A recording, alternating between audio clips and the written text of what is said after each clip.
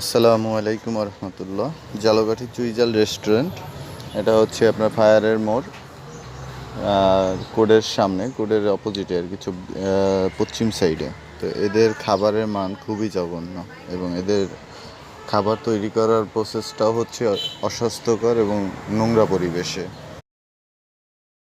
এদের নোংরামি এত পরিমাণ যা বলার বাহিরে। এদের গরুর গোশের পিস নেয় 200 টাকা এক পিস, কিন্তু চুইজাল নাম দিয়েছে, চুইজালের গোস্ত, কিন্তু চুইজাল পাওয়া যায় না। চুইজালের কোনো আকার ওকার কিছুই নেই। মানটা অনেক জঘন্য এবং এরা বাসি পচা খাবারটাই বেশি সার্ভ করে। এদের গ্রিল আর নান রুটির ভিতরে পাওয়া গেছে হচ্ছে মাথার চুল।